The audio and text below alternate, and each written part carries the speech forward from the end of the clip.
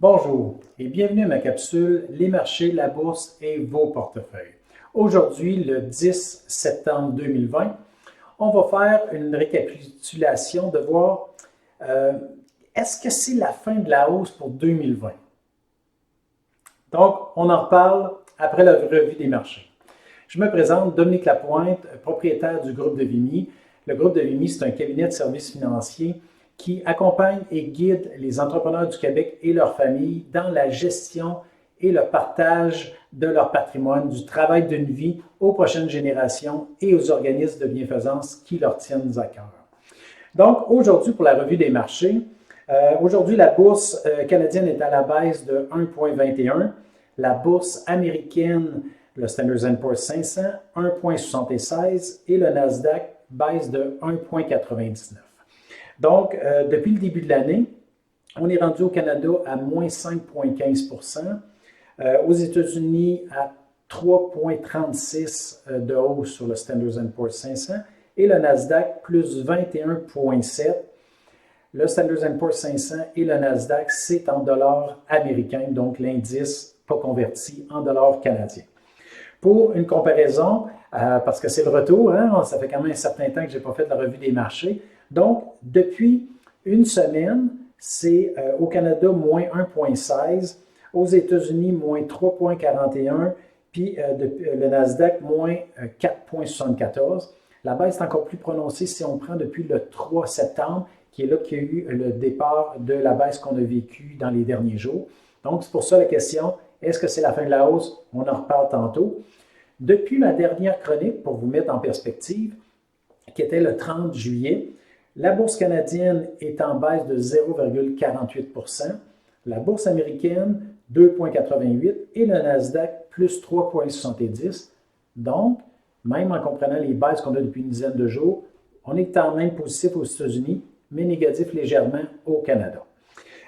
Pour vous comparer nos portefeuilles types, donc les portefeuilles modèles qu'on présente à nos clients, qu'on revise une fois par année, qu'on rebalance régulièrement et qu'on revise. Je vais vous revenir dans les prochaines semaines parce qu'il va y avoir des modifications dans notre portefeuille type. On va rajouter un fonds d'investissement responsable. Donc, je vous reviens avec ça.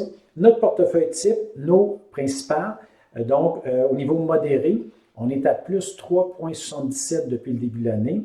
Le fonds équilibré, notre portefeuille équilibré, 9,36 et notre portefeuille croissance, 11,77. Ces chiffres sont en date d'hier, donc avant la baisse qu'on vit aujourd'hui sur la bourse, et sont avant les honoraires qui, eux, sont en fonction des actifs que vous placez avec nous.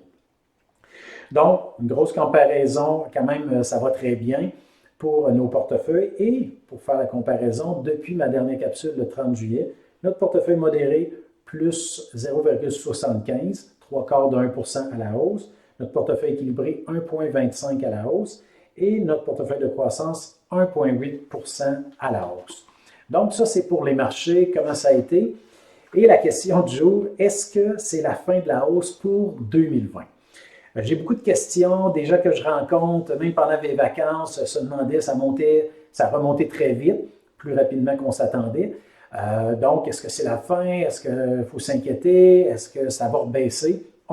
Ça baisse et ça monte tout le temps. Fait que si ça vous inquiète quand ça baisse, vous ne devriez même pas être à la bourse, parce que ça va baisser et ça va monter toujours. Donc, c'est pas, on pense que c'est sûr que ça va faire comme ça.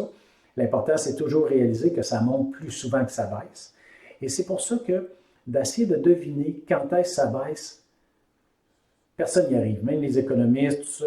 On peut avoir raison des fois, on a rarement, souvent, tout le temps.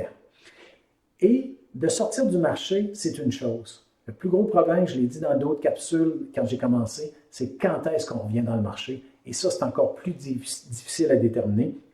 Donc, toutes les analyses, tout ce qu'on a pu étudier, ceux qui font de l'argent, c'est ceux qui restent dans le marché, dans un portefeuille qui leur convient, dépendamment de leur objectif, et surtout d'avoir des portefeuilles qu'on rebalance.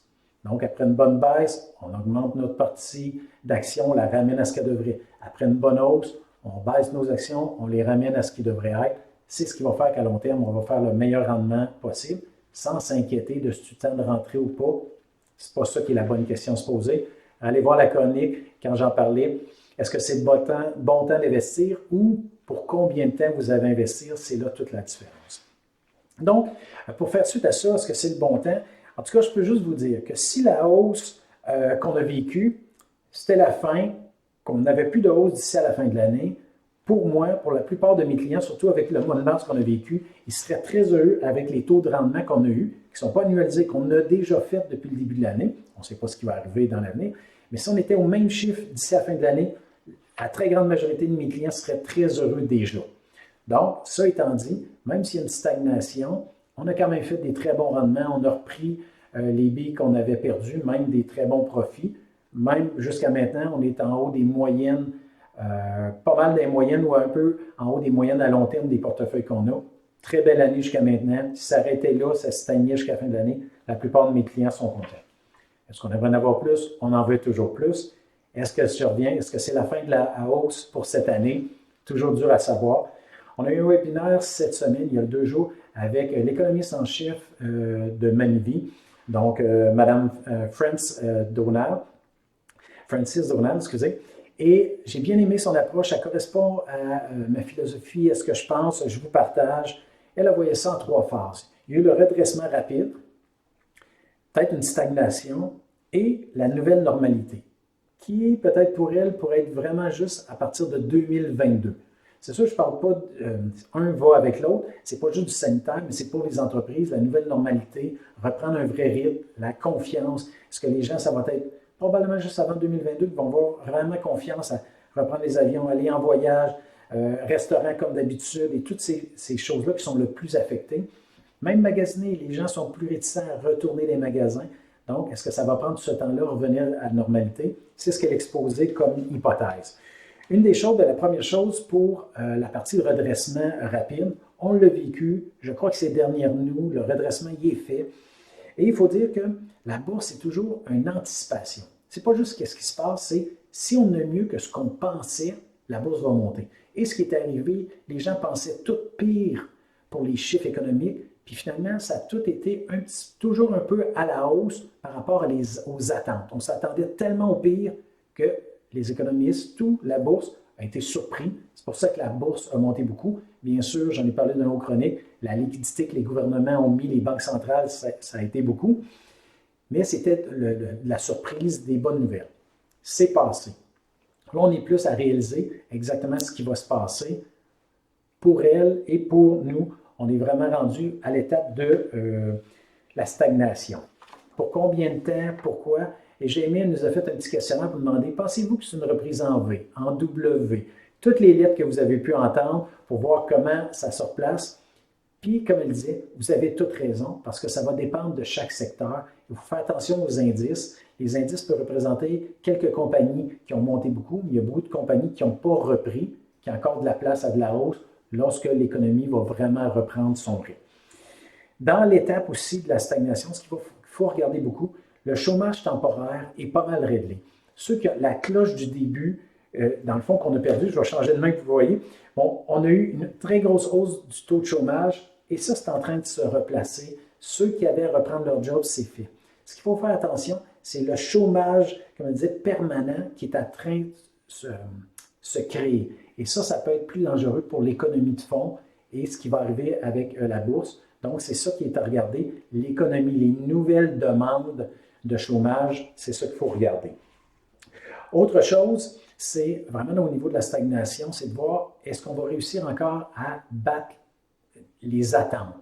Parce que là, on a battu les attentes depuis le mois de mars. Est-ce que ça va continuer? C'est vraiment cette partie-là qu'il va falloir vérifier. Et il y avait ce qu'elle nommait la nouvelle normalité, qu'on ne peut pas chiffrer quand, qui est vraiment de revenir à un rythme. Il y a des entreprises, des façons de faire qui vont changer, des entreprises qui vont continuer à en profiter, le magasinage en ligne. Il disait le travail à domicile, c'est en train de s'estomper. Beaucoup d'études montrent qu'il va peut-être rester, oui, un peu plus, mais pas tant que ça. Fait que le commercial, les immeubles commerciaux perdront peut-être pas autant qu'on pensait. C'est à voir. Fait qu'il y a peut-être des occasions que les gestionnaires vont voir de racheter des compagnies basses et d'ici 1 an, 2 ans, 3 ans, revenir avec des profits intéressants. Ce n'est pas une prédiction. On va voir les gestionnaires, c'est pour ça qu'on les paye pour faire des choix comme ça. Des thèmes, par exemple, pour l'avenir, justement, pour la nouvelle normalité. On voyait démondialisation. Ça, c'est quelque chose qui va être là. Est-ce que ça va créer de l'inflation? Ça n'a pas créé dans les autres phases précédentes, après 2008. On va voir si ça va, ce qui va arriver va créer de l'inflation. Une chose qui est sûre, dans la partie de la nouvelle normalité, c'est pas demain matin qu'il va y avoir des hausses de taux d'intérêt. Elle disait même peut-être pour 5 ans, c'est pas ma prédiction, c'est ce qu'elle disait, probablement encore très longtemps, des taux d'intérêt très bas pour repartir comme il faut la machine. Et les gouvernements sont tellement endettés, ils ne peuvent pas se permettre des taux d'intérêt très élevés, sinon ça ne fonctionnera plus. Ce qui est à voir aussi les dettes gouvernementales, comme je disais, et aussi les taux de rendement obligataires, que là, sont tellement bas que là, ça pousse beaucoup de gens pour avoir un certain rendement vers des choses plus risquées. J'ai un client dernièrement vendu sa maison, donc il est allé voir à la caisse, venir me voir, et la caisse, il n'offrait pas de dépôt à terme parce que les taux d'intérêt étaient tellement bas, fait qu'il offrait des CPG liés au marché, qu'on essaie d'avoir le meilleur de tout, mais il n'y a pas un produit qui peut nous offrir tout. Je pense que c'est d'avoir un bon portefeuille, ce qui est à court terme très sécuritaire, ce qui est à moyen terme, on peut prendre un peu de risque, ce qui est à plus long terme, on prend un bon risque. Et là, chaque morceau a sa raison d'être, et comme ça, on va avoir un rendement moyen qui va nous permettre de ne pas nous appauvrir. Parce qu'en ce moment, un dépôt à terme, moins l'inflation, moins l'impôt s'il est en dehors du REER ou en dehors d'un CELI, on s'appauvrit. Donc, il faut vraiment, les gens sont obligés d'aller prendre un peu plus de risques. Pendant combien de temps, qu'est-ce que ça va donner? C'est ce qui est à voir. Donc, pour moi, très à l'aise avec ça de dire, on est vraiment à une étape peut-être plus stagnation. Ça va peut-être durer jusqu'au printemps prochain. Ça ne veut pas dire qu'on va perdre de l'argent, ça ne veut pas dire que la bourse ne montre pas, mais ça va être des compagnies qu'eux vont avoir des bonnes nouvelles à annoncer. Ceux qu'on s'attend à l'extraordinaire, qui sont déjà dans les chiffres, il faudrait peut-être faire attention. Ce n'est pas une prédiction que le Nasdaq va baisser, que les grands du nom que j'ai déjà parlé vont baisser, mais quand on a des multiples effarants, il faut faire attention, à un moment donné, on revient toujours à une moyenne. Donc, c'est peut-être des compagnies qui sont un peu délaissées, qui sont, eux, en bas des moyennes qu'on a vécues en février avant la baisse. Eux ont encore de la place à se replacer. Donc, c'est pour ça qu'il faut avoir une bonne gestion active, des bons gestionnaires qui vont savoir détecter ces compagnies-là qui ont encore de la valeur, qui ont encore du potentiel de croissance.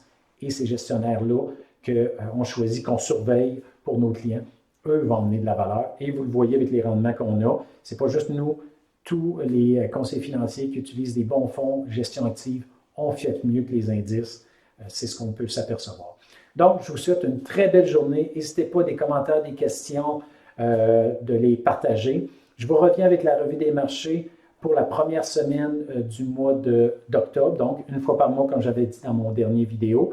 Et la semaine prochaine, j'arrive avec une idée ou un concept que je vais aussi avoir 2 vidéos par mois pour vous aider, toujours pour pouvoir aider nos entrepreneurs et leurs familles à pouvoir gérer efficacement, optimiser l'impôt, payer moins d'impôts, avoir les meilleurs rendements et surtout avoir des outils pour pouvoir partager ce patrimoine-là qu'ils ont bâti. Fait que je vous invite des prochaines à suivre les capsules pour des idées pour les entrepreneurs et les familles. Bonne fin de journée. À la prochaine.